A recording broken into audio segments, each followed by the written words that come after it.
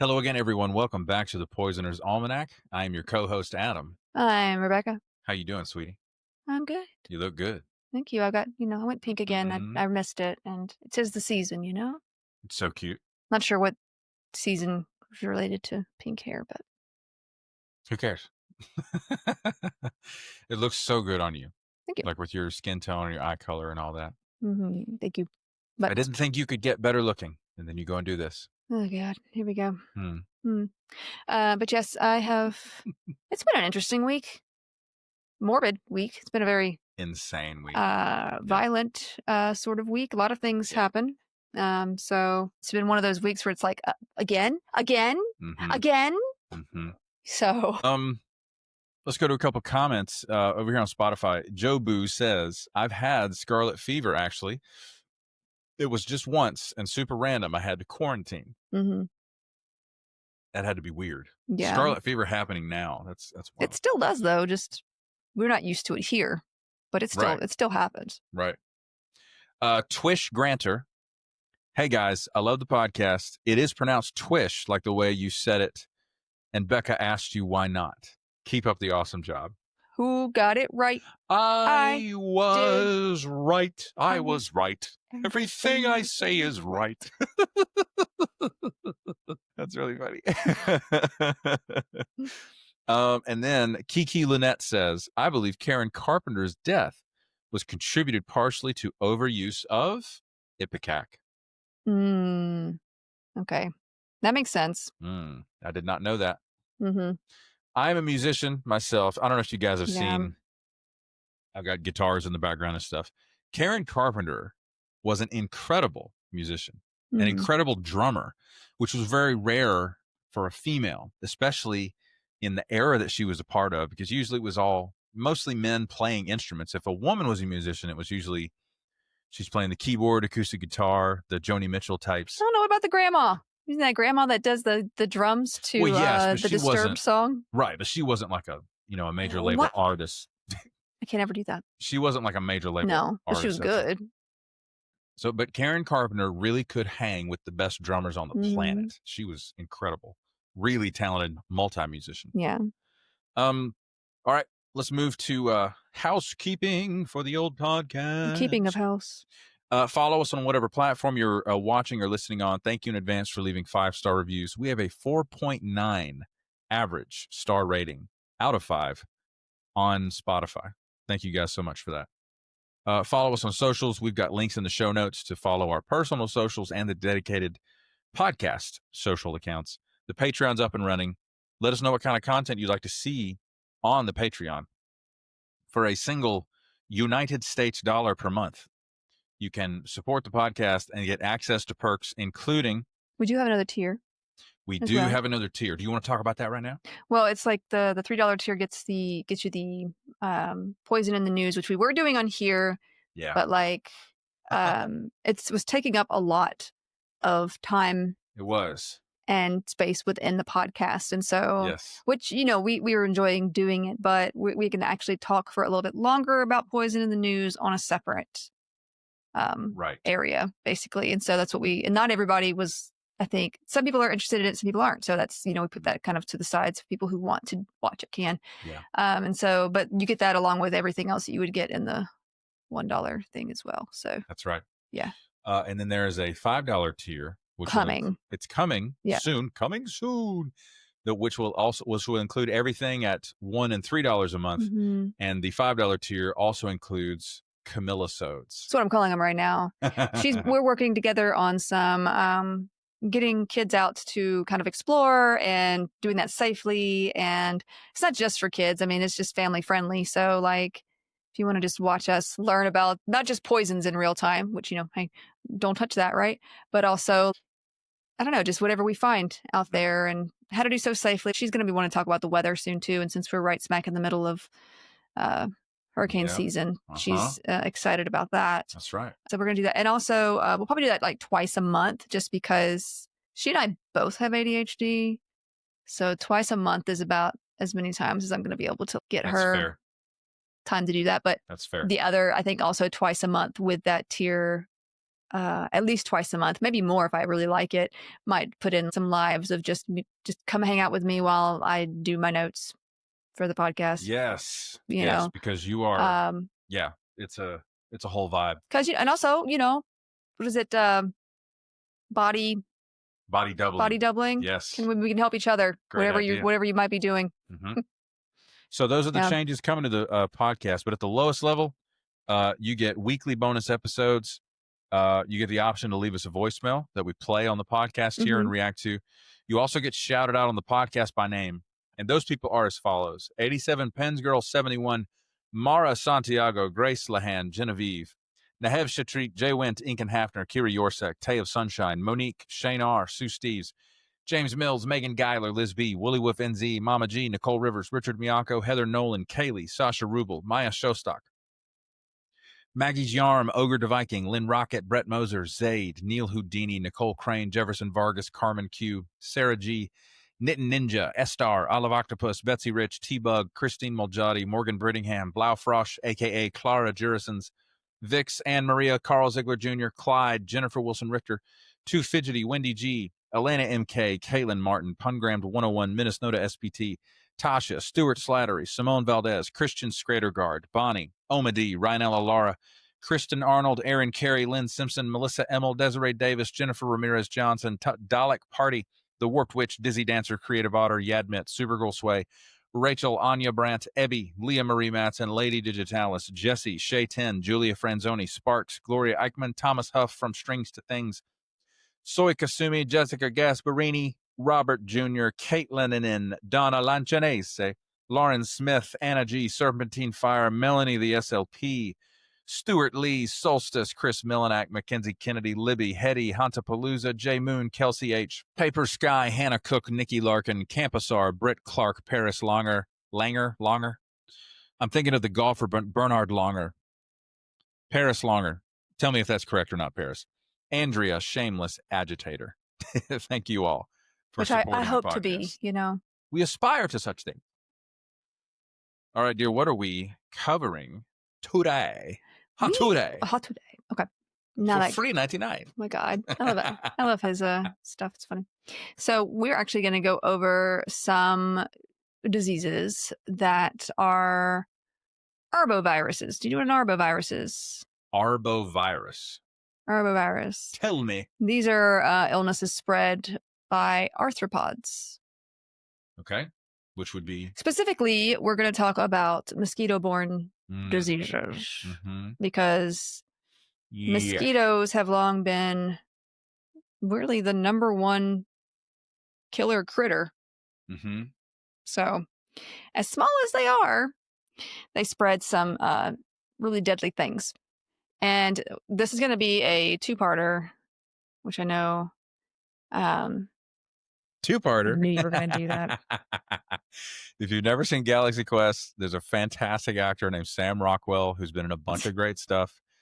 He is crew member number 4 or whatever. Guy. But yes, so we're going to talk about, because there's quite a few of them, and I do want to do them justice. And so today we're going to talk about yellow fever, which is a hemorrhagic type of disease. And this is one of the historical ones. There's a few that have been around for a while and that have made their mark on history in multiple ways. So you may actually have heard of yellow fever in different period pieces like 1800s fiction or movies or shows. Might see it come up. But it is still around. It hasn't disappeared or anything. We just don't see it here a lot of the time. But yeah. Now, the first official outbreak recorded was in Barbados in 1647, and then Guadeloupe in 1648. Now, for some context, Barbados was once called Ikaruganum by the native Arawaks, which, Oh, wow. So that's the group that lived there before, people showed up. Yeah. I say people, you know what I mean. The Portuguese named the island Os Barbados, meaning bearded ones, because the native fig trees had these like aerial roots, kind of look like beards. And the English settled the island and installed sugar plantations, importing in African slaves for the work. The island of Guadeloupe used to be named Caruquera, meaning Island of Beautiful Waters, and was also home to the native Arawaks, then later the Kalina Caribs. In 1493, Columbus came along with all of his syphilitic audacity. I can't prove that he had syphilis, but he probably did. But he renamed it Guadeloupe after a Spanish monastery. Now, by 1635, there was a French settlement there in Guadeloupe, who then implemented slavery of imported Africans to the area starting in 1644 for the sugar plantations and rum businesses that they had decided to put there. There were, of course, many fights between the colonists and settlers and the natives of the island as well. Ecological damage done to both of these islands, like deforestation, added to the proliferation of this and probably other illnesses. Deforestation reduced populations of insectivorous birds, insect-eating birds, and other creatures that fed on mosquitoes and their eggs and such. So without having them around, there's nothing to eat them, so they're going to be around a lot more. My parents' property, if you notice that that pole right next to the garden plot, it's for hanging gourds, which will be inhabited by purple martins. They eat mosquitoes by the pound. That's why they would put those up. Hate mosquitoes. So epidemiological and genetic studies have since shown evidence for the hypothesis that the yellow fever virus actually originated in East or Central Africa and spread from there to West Africa. As it was endemic in Africa, local populations had developed some immunity to it, and we'll kind of hit on that a little bit more later. This virus would be introduced to the Caribbean and Americas in the 16th century by the trading of slaves from endemic African countries causing outbreaks there between the 17th and 18th centuries. Now, there's also some evidence that the crews of Columbus introduced the yellow fever virus for the first time in the Americas between 1492 and 1495 from the Canary Islands, where the ships made their last resupplying visits before reaching the New World, as they called it. European navigators would go along the African coast and the Canary Islands, and they would see this illness by its pretty obvious symptoms as far back as 1494. So we're pretty sure it went as far back as that too. So the main hypothesis of its arrival to the Americas is via the transport of African slaves and the contamination of Aedes aegypti's eggs from Africa to the New World, as Columbus and his germ-ridden buddies called it. So Spanish colonists recorded an outbreak in 1648 on the Yucatan Peninsula of Mexico that might have been yellow fever. The illness was called Zikik by the Maya, I hope I'm saying that right, which to them meant black vomit, because there is one of the symptoms is vomiting blood, which looks black. Oh, wow. Yeah. So, what is hemoptysis? The illness literally affected history politically. The majority of the British soldiers that were sent to Haiti in the 1790s died of the disease, but mostly yellow fever. In 1802 to 1803, Napoleon Bonaparte, who had set his sights on the Americas, actually sent an army of 40,000 troops to modern-day Dominican Republic to stop what we know now as the Haitian Revolution. This had actually started in 1801 when Haitian leader Toussaint Louverture led the revolt quite successfully, I might add. Apparently, only a third of the French troops returned, having really only fought illness. The illness killed about 27,000 of them, essentially. So, wow. Napoleon was so discouraged that he was like, you know what, keep it. Just keep it. And this allowed for Haiti's independence and also his selling of Louisiana, because he was just done with the whole project, I think. Oh, that motivated the sales. Part of it. Wow. Okay. So mosquitoes 1, Napoleon 0. Now, over the next couple of centuries, there would be numerous outbreaks in North America, including a good 25 major outbreaks.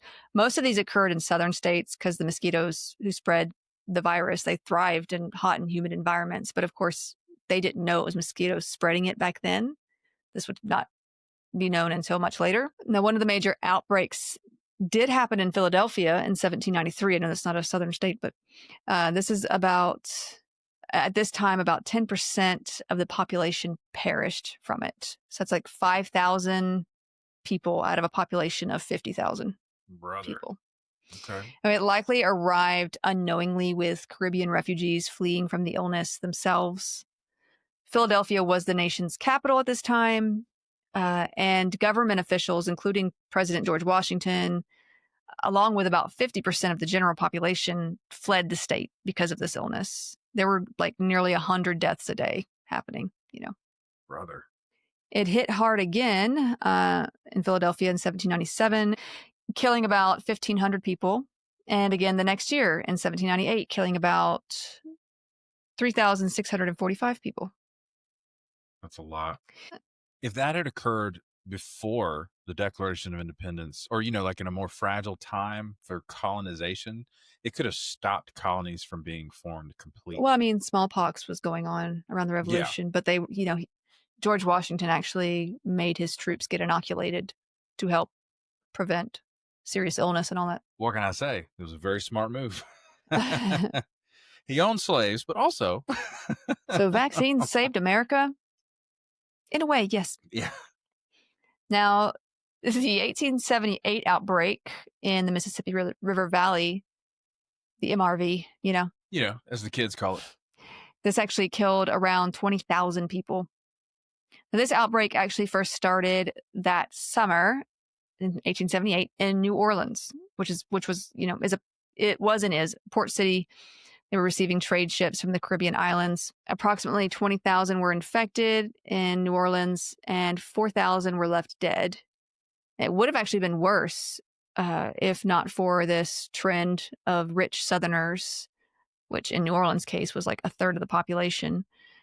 They had this trend of running off to their summer homes, in the summer months because it was cooler, because it gets really hot and humid around in the South. An earlier outbreak there in New Orleans in 1853 killed 7,849 residents. Now, this one was not reported publicly until after a good 1,000 deaths because the city was worried that it would be quarantined and that trade would suffer. Brother. So this is why politicians should not be in charge of public health. Like you'd almost say, can I talk to a doctor, please? Well, I think even some of the doctors were like getting a little too hush-hush about it, or maybe they were told to. Who knows? Now, in 1878, the 1878 outbreak, it seemed to travel up the Mississippi River, which was a huge trading route, and hit Vicksburg, Mississippi hard.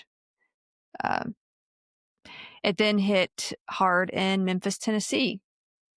Now, the wealthy here also attempted to flee, as like this disease was really well known already. It was heavily feared because of how many people have died from it. And it was a gruesome disease. We'll talk about it in a second, but yeah, it wasn't just the wealthy here that were fleeing. Half the population, a good 25,000 people of Memphis, fled the city, either in like wagons or on foot, carrying necessities and children. Now, this was not their first run-in with this illness. In 1873, it killed 5,000 residents. This time, though, in 1878, 17,000 caught the disease and 5,150 died. That's a ton of people anyway, but with the scale of population at that time, like that's like an atom bomb going off. Yeah. Not all of the wealthy families who were privileged, by the way, to have second homes escaped, and some who had left a bit too late were actually later found dead in their large estates elsewhere. People would literally find decomposing corpses littered through a manor after not hearing from them.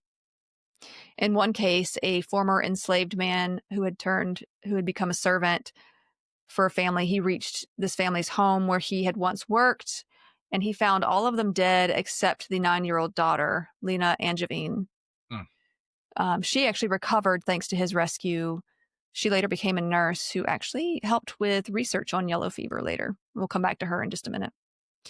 Now, such cases were not uncommon, as the illness was known to wipe out entire families. Throughout these outbreaks, people still believed in the miasma and Humour's theories of disease. We weren't in the germ theory era. And so a lot of people were covering their faces with rags or sponges that were covered in vinegar or camphor. Like they would, they were like, if there's bad air, must be bad air around. I got to protect myself from the bad air. City officials advised the burning of bonfires, even inside homes. They were like, yeah, just have a fire burning in your home the whole time, in the summer in the South. Okay. Sucks. Or even firing guns to cleanse the air. Always comes back to guns here, doesn't it?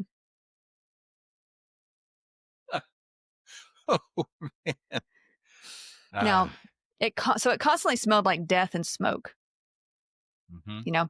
All of this and the decay of the dead likely allowed for the attraction of more mosquitoes and other disease-spreading insects to this area, if you can imagine. And I'm sure it didn't help that Memphis, like other cities in these areas, they didn't have running water or like garbage or sewage removal systems. Most garbage and sewage was just dumped into a nearby stagnant bayou in Memphis or near Memphis. Also, water was collected from the river or rain barrels. So during the outbreaks, families would have these yellow signs just kind of on their family homes to indicate the illness was there. Sometimes it would be requesting coffins. Like, oh my God. It was just very dystopian. Yeah. In some places, daily wagons would come around to collect the dead. I know Bring out your dead. Yep. Sorry. I knew you were going to think that, but yeah, that's basically it. I'm not dead. Yes, you are. Do us a favor. So good old Monty Python. But yeah, that's basically it. The only thing Are you suggesting that sparrows migrate? Coconuts. What? Are you suggesting that coconuts migrate? Are you suggesting that coconuts migrate? That was a big verbal stem for me for a long time, so I remember. You're not riding a horse. You're just bringing two coconut halves together. Sorry.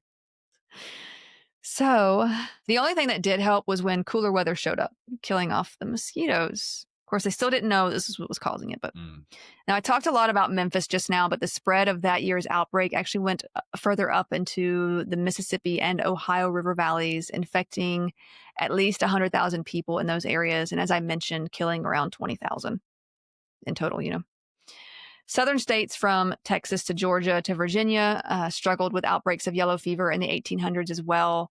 Islands in the Caribbean and Central and South America did so as well. The last major outbreak in the U.S. occurred in 1905 in New Orleans. So now outbreaks in the South, they just began occurring annually in the summertime, which should have been a clue, but there were also outbreaks in Europe, usually in the port towns as ships came in from the Americas and the Caribbean, and it spread there, whether it was bringing people who were infected and then mosquitoes would become infected and then infect somebody else, or mosquito eggs were like on the ship somewhere because, they like stagnant water. They're going to breed and then show up there for a bit. Now, the root of infection, as I mentioned, is mosquito bite. Like I said, back in the day, they didn't know.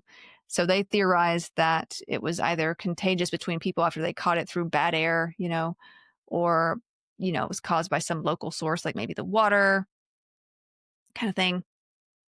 But again, the place it originated was most likely Africa, specifically in monkeys, before the virus was able to affect humans via the bite of infected mosquitoes who had bit said monkeys. African monkeys are just messing up so much.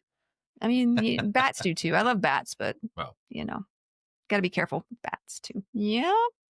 Well, part of it too, like I know a lot of people, especially in my family, hate me saying this. We are primates. They are non-human primates. Whatever you believe, there is enough similarity, overlap, DNA-wise, where a virus can mutate easily and jump over into us. Yes. I mean, it does it with other animals too, but there's such a similar, genetically speaking, like it's just easier. Yeah. So I mentioned earlier the obvious signs of this disease. Let's talk about these and the symptoms that those infected suffer from. It's a tricky sort of illness. For the most part, for most, it causes fever, chills, loss of appetite, nausea, vomiting, muscle pains, especially back pains, and headaches. So, like, of course, it's going to look like the flu at first, right? Everything does, feels like. Flu-like symptom. Symptoms can occur 3 to 6 days after transmission. So you get bit by a mosquito 3 to 6 days later, and you can have symptoms after that. And it can last for about 5 to 6 days, and then the patient may get better. Easy peasy. Now, for about 15% of those infected, however, the fever comes back a good 24 to 48 hours later, like after the original fever, and the illness returns with vengeance. Patients are hit with abdominal pain, jaundice due to like liver failure, and this is where the name yellow fever actually comes from, is because people turn that yellow color. Sense. Yep. Also vomiting, bleeding from like every orifice, the mouth, eyes, nose, GI tract. You've got bloody vomit, bloody stools. So yeah, vomiting blood. Patients are also likely to suffer kidney failure. This comes with that obvious inability to produce urine. Fatigue, hiccups, seizures, delirium, arrhythmias, and coma in worsening infection. The overall fatality rate is 3 to 7%, but if the jaundice occurs, this is indicative of worsening infection. The fatality rate is around 20 to 50%. Now, those with severe illness actually pretty much greater than 50%. Mm-hmm. Those who enter this toxic phase, where it gets worse, you got the jaundice and everything, typically die within 7 to 10 days of multi-organ failure and hemorrhage-induced shock, basically. Yeah. Those who recover of mild or severe illness do obtain lifelong immunity, though. And there are some rare chronic complications like lasting damage to the liver and kidneys. So there's unfortunately that, but there is no cure for yellow fever apart from symptomatic treatment, including, blood products for anemia if bleeding is a problem, IV fluids, dialysis for kidney failure. And as you can imagine, not all of this was available in the 1800s. Mm-hmm. So you just vomited blood until you died. Mm-hmm. Now, Cuban physician Carlos Finley was the first to identify the Aedes aegypti mosquito, the Egyptian mosquito, if you will, as the carrier of the disease in 1886. But he was actually mocked for it. They were like, ha ha ha, whatever. No. Okay. It was not until 20 years later that he was proven to be correct by U.S. Army scientists alongside U.S. Army Surgeon Major Walter Reed. I know that name. And guess who helped? Lena Angevine, who was then immune. She was the little girl that was found, the 9-year-old that was found. Oh, my God. So, funny story about Walter Reed, the hospital. Mm-hmm. One of my friends that I met, that you saw us on the phone, he lived up in the Washington, D.C. area. Mm-hmm. He was active duty Navy at the time that I actually went to visit him and several other friends that live in that area. He worked at Walter Reed. Oh, okay. Mm-hmm. That's why he was stationed there. That was his duty station. Pretty cool. A few decades later, testing developed, which evolved over the years, better research methods, all of that.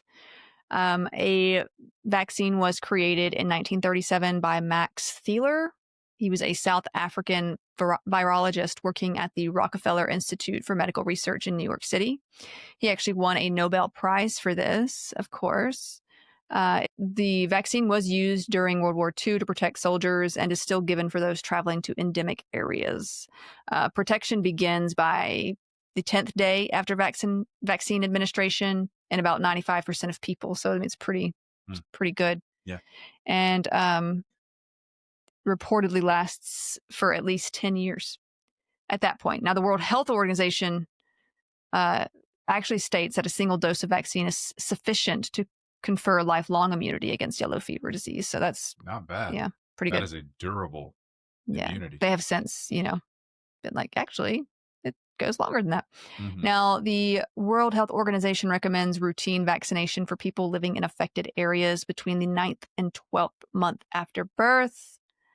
Areas considered to still be endemic for yellow fever include tropical and subtropical areas of Africa and South America, where the Egyptian mosquito, Aedes aegypti, is most commonly found.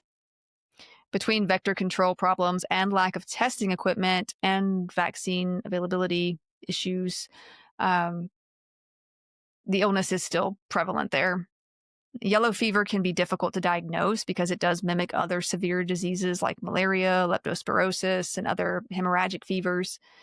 And again, like when it starts off, it looks like the flu, like everything else. Why does it always look like the flu? And if you're interested in hemorrhagic fevers, we have episodes on that. Yeah, worse hemorrhagic fevers, if you can believe it. Rough.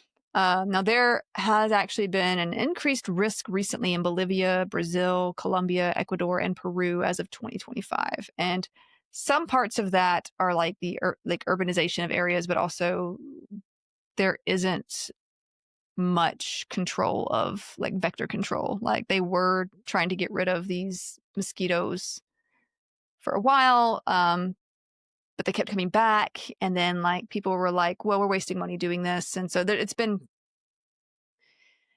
kind of back and forth with controlling the spreaders of the disease. So that sucks. All right, we're going to talk about chikungunya. That's just fun to say, chikungunya. The entire time that I was doing research for this particular one, in my head would not let go of the tune from one of these like YouTube shorts that Camilla and her friend have watched. What is it? Chicken, banana, chicken, banana, chicken, banana, banana, banana, chicken, banana. I was like, oh my God. So every time I read chikungunya, it was like chicken, banana. That's hypnotic. Okay. Anyway, so that was driving me nuts. It's really quite. So I'm going to try to get through this one quick so I don't have to keep that in my head. Now, this disease was first officially identified in 1952 in Tanzania. It was named based on the Kimakonde words for to become contorted. This would be in reference to the posture of those in severe joint pain associated with the disease. Now, this one is not hemorrhagic like yellow fever is. We're going to talk about another one that is hemorrhagic in a moment. Mm-hmm. So just to let you know, the first recorded outbreak may have been in 1779. This is in agreement with the molecular genetics evidence that suggests it evolved around the year 1700. The virus is spread between people by two species of mosquitoes. So it's not contagious like between us just in a regular sense. But if I have it and a mosquito bites me and then goes and bites you, you can get infected that way. Mm-hmm. Okay. Gotcha. So I'm just trying to make sure that that is communicated well. Got it. But the two species of mosquitoes that tend to spread this are Aedes albopictus and, again, Aedes aegypti. So you've got, this is the Egyptian mosquito and the Asian tiger mosquito, I believe. Now, around 85% of people infected with chikungunya virus experience symptoms. So, typically beginning with a sudden high fever above 102 degrees Fahrenheit, above 39 degrees Celsius. Mm-hmm. Then they are afflicted with severe joint and muscle pain, especially in the arms and legs, and it is usually symmetric. So it's like if you get in your elbow over here, you'll get it in your elbow over here. Like it's consistent, apparently.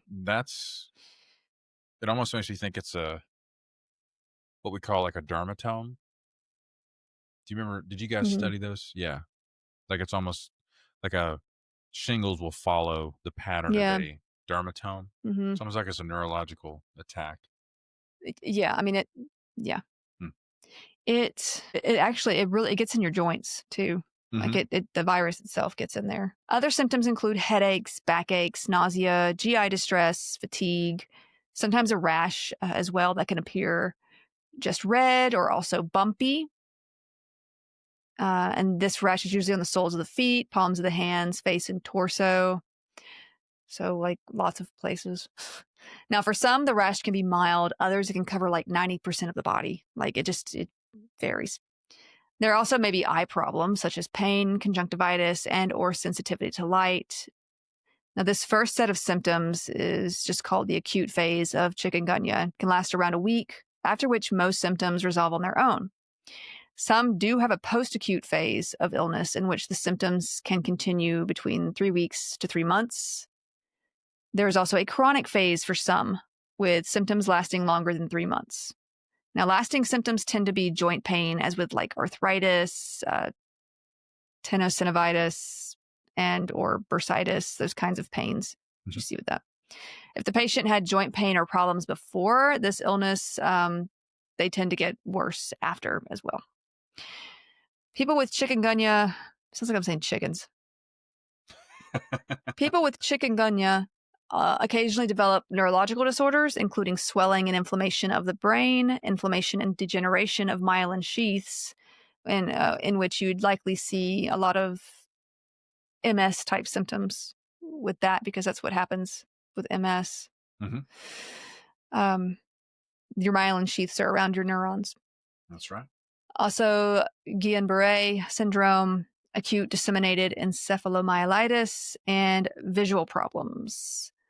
Now, rarely it can result in behavioral changes, seizures, and eye muscle paralysis. So those are just some rare occurring complications. The fatality rate for this illness is around 1 in 1,000, so it's not as bad as yellow fever, but still not fun. It tends to be most severe for newborns, usually due to vertical transmission, like the mother passes it along to the baby kind of thing. Also for the elderly, those with diabetes, heart disease, liver disease, kidney disease, and HIV. So a lot of that kind of makes sense because your immune system's not as good. Where outbreaks are more common, there is this sort of cycle of virus moving from non-human primates or small mammals to mosquito to human, and human to mosquito to human. And you're going to see that with a lot of these, honestly. And with this one in particular, because there's just a lot of virus particles within the blood. There are about 3 million cases every year.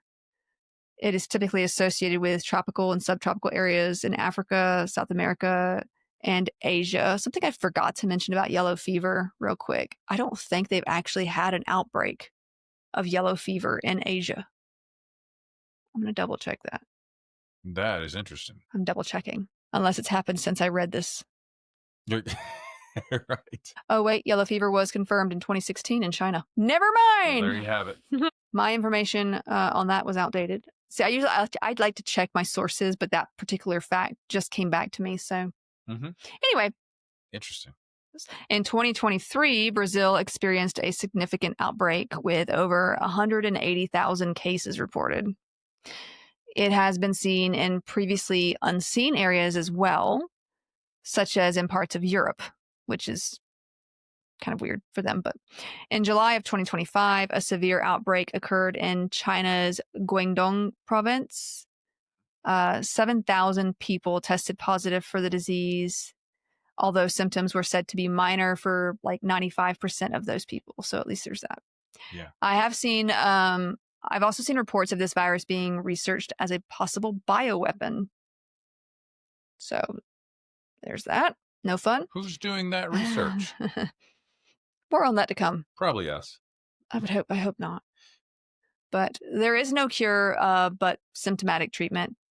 You should not use ibuprofen or aspirin because of the risk of bleeding.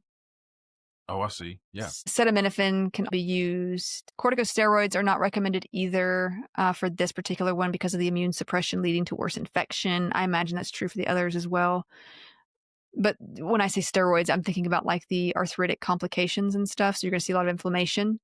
And corticosteroids typically help with inflammation, but they don't help with this case because it's the virus causing the inflammation. With chronic arthritic complications, meds for arthritis such as methotrexate may be used.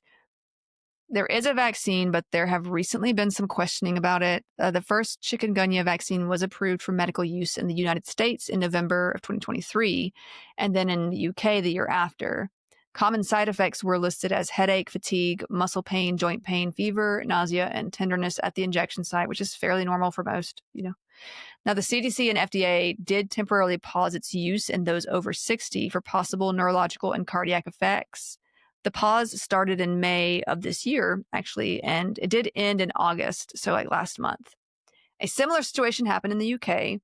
Now, this vaccine is a live, weakened version, if you will, of the chikungunya virus. And so it can cause symptoms similar to those of the virus. Mm-hmm. As such, in elderly patients, these effects may end up being more common and more severe. So there have been some hospitalization of those with the virus after having the vaccine.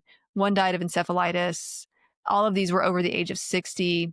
So now there's just a risk noted with the vaccine, that especially for those over like at a certain age. So, but that's because it's a live weakened virus. It's just if someone who has a less than sturdy immune system gets this, then the virus can stick around and develop. Correct. Yeah, that makes me think of sense. It makes me think of the vaccination program in, say, Afghanistan or Pakistan, where polio is still quite a bit of a problem. They opt, especially for the more rural areas, they opt for the droplet version of the vaccine, which is a weakened form of the virus. It's not inert, it's weakened. Yeah. And they do that because it's easier to administer than an injection. And also, you get passive inoculation through wastewater. The weakened form of the virus also gets picked up by other individuals, unfortunately, because they don't have, effective wastewater treatment. Right. But it serves to protect other people from polio who did not even get the vaccine. But again, so it's kind of like accidental inoculation. Accidental immunization, which helps stop the spread. Right.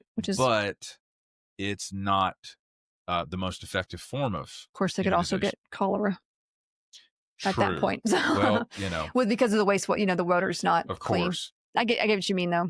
And I also found out that the American military has run operations where they pose as vaccination health workers in those countries. That does not surprise me.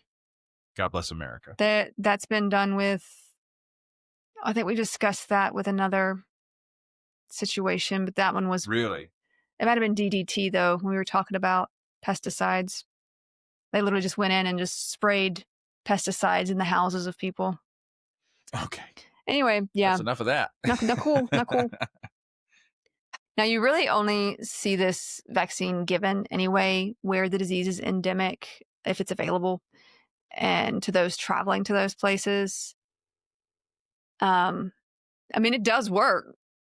You won't get the virus once you get better, but if your immune system is not very sturdy, it can essentially lead to you having the virus. That's true. So maybe a milder form, but still, the virus. All right, last one we're going to talk about is today, because we have more to talk about next week. Dengue fever. Some call it dengue fever, depending on where you live. Dengue fever. Dengue.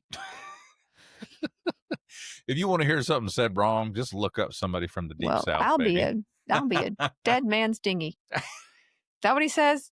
You can make the little buggers love you. God. Camilla hasn't seen that movie yet. We got to show her. Oh, brother. She doesn't really know Peter Pan either, though. But anyway, so dengue fever, this one is also hemorrhagic as well. This is another mosquito-borne virus. It's also known as bonebreak fever, as was named by Benjamin Rush, who I'm sure remember that guy. He was the founding father and physician that was big on purge 'em and bleed 'em dry back in the day. Yeah. Even the School of Medicine, like in Philadelphia then, called him a quack. His founding father buddies were like, we're friends, but he's not my doctor, Yes. Well, he was right on with what he called this illness, because it can cause pain that feels like your bones are breaking. Again, you see this most often in tropical and subtropical areas because mosquitoes. Like chikungunya, most cases are actually mild. Some may even be asymptomatic. If symptoms do appear, they do so within 3 to 14 days of being infected, and they can include high fever, headache, vomiting, muscle and joint pains, skin rash, and severe itching. It is not a fun time. Recovery of mild illness can take about 2 to 7 days, but severe cases can result in bleeding, low platelets, leaking of blood plasma, and very low blood pressure. It can get bad really quick. Now, severe cases were once referred to as dengue hemorrhagic fever or dengue shock syndrome. Severe cases may occur 1 to 2 days, 24 to 48 hours after original fever resides. So you may feel like you're getting better, and then all of a sudden, yeah, not good. Now, the first historical record of a case of probable dengue fever is in a Chinese medical encyclopedia from the Jin Dynasty. So that's cool. And it referred to it as a water poison associated with flying insects. So might be, it sounds like it, but, you know, we're kind of putting that there. Who's the shrub? The principal mosquito vector of dengue, Aedes aegypti, who seems to be a common pest of all of these. Red herring. The Egyptian mosquito. It spread out of Africa in the 15th to 19th centuries due to the slave trade, as we've mentioned, and consequent expansion of international trading, of course. There have been descriptions of epidemics of dengue-like illness in the 17th century, from Egypt to Jakarta, Indonesia, to Philadelphia in America. It made a mess of things in World War II, as many illnesses and epidemics follow war. I mean, that happens a lot.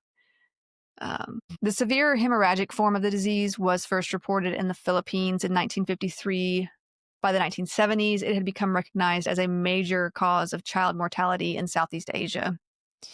In Central and South America, the Aedes mosquito genus had been eradicated in the 1950s. However, the eradication program, as I mentioned earlier, was discontinued in the 70s, and the disease basically reestablished itself in the region during the 1980s. It became hyper-endemic there.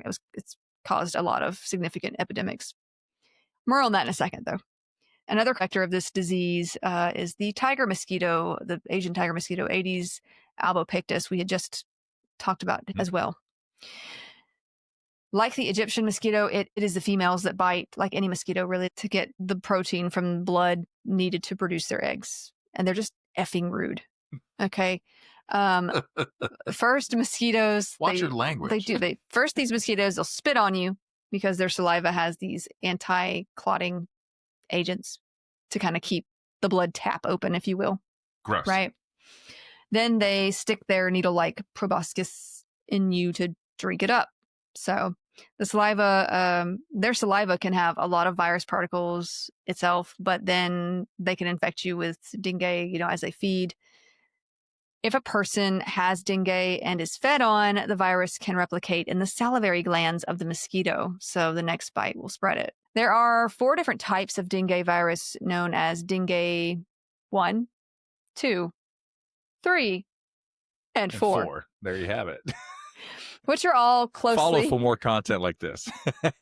They're all closely related. But the human immune response will depend heavily on which of the 4 serotypes is contracted. So, like when someone contracts one dengue serotype, it's thought they gain lifelong immunity to that specific type, but only temporary and partial immunity to the other 3 serotypes. Okay. Antibodies generated from an initial dengue infection may even facilitate infection by other serotypes, which can result in more severe illness. So it depends. Oh. It depends which one you get. It's like, rolling the dice, but only getting different kinds of ones because you don't want this illness. So immunity check. Treatment, again, is symptom related. No aspirin or ibuprofen, though, because of the risk of bleeding. That's with any hemorrhagic, the yellow fever as well. Mm-hmm. There is a vaccine, but the criteria include being within the ages of 9 and 16, having had previous dengue infection, and living where dengue is endemic. So it's kind of a strange bit of criteria there to meet for the vaccine. I'm sure there's more being done research-wise as well, but now it can be spread to a fetus during pregnancy or to newborns via birth, which can result in death of the fetus, low birth weight, and premature birth. While rare, it may also be sexually transmitted. So That too, huh? there's that. Now, the term dengue fever actually came into general use only after 1828. I mentioned it was nicknamed bonebreak fever, but it's also been called breakheart fever and devil's crunch fever. Devil's crunch sounds like a cereal to me, honestly. Devil's crunch. You and the captain, make it happen. I'm sorry. I'm going straight to hell. Oh, my God. Oh, nightmares. Divorce me. That's immoral. Didn't KFC put out a dating simulating game one time? Remember that? I played it. It was great. I was like intrigued. I was like, what could possibly be a part of this? It was so weird. It was so weird. A lot longer than I thought it would take to complete, too. But Devil's crunch. Devil's crunch. Now, the name dengue, it actually came about when those in the Spanish West Indies borrowed the original Kiswahili term dengue, meaning cramp-like seizure. This is actually short for kidinga pepo, meaning cramp-like seizure caused by an evil spirit. Mm-hmm. You know, because that was a lot of people's reasoning for. So it's shortened to dengue? Dengue, yeah. Wow. It still infects around 50 million people worldwide. That is a lot, brother. And range has also increased with international trade and with global warming, as you can imagine, because as things get warmer, the mosquitoes live love longer. it. Ugh, yeah, I love gross. them.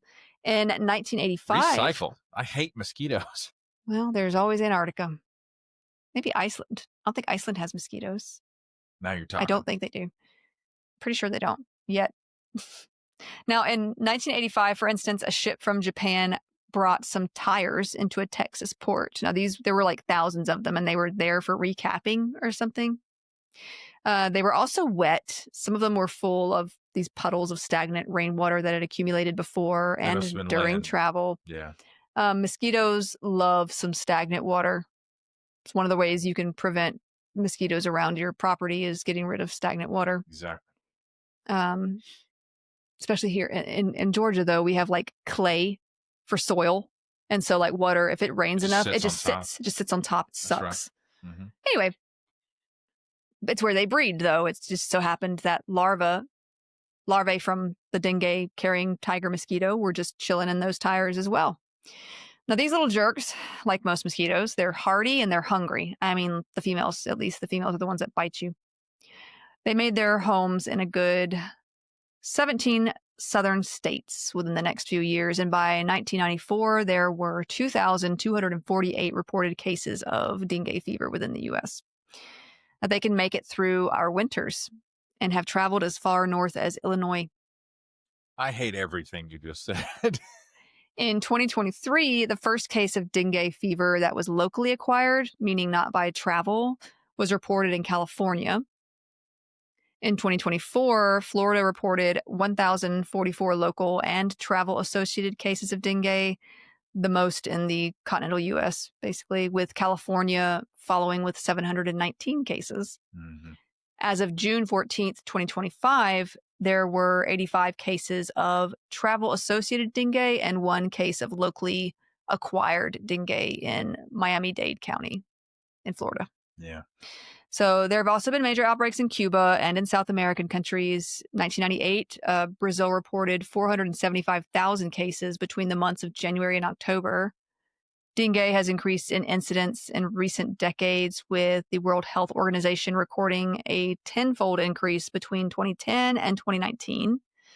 A study estimated 390 million dengue infections occur every year, with 500,000 of these developing severe symptoms and 25,000 deaths.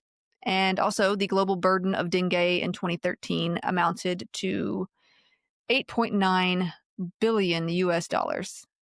Mm-hmm. As of March of 2023, dengue is endemic in more than 100 countries, with cases reported in every continent with the exception of Antarctica. Don't like that. Not a fan. But that is where I will leave it until we talk about some more. I think next week we'll talk about West Nile, Zika, malaria, probably equine Encephalopathy.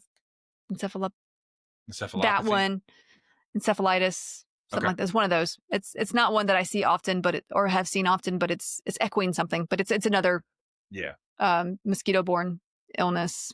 So all right. Thank you all so much for watching and listening. That's going to do it for this episode. We'll see you in the next one. Bye. Wear your bug spray.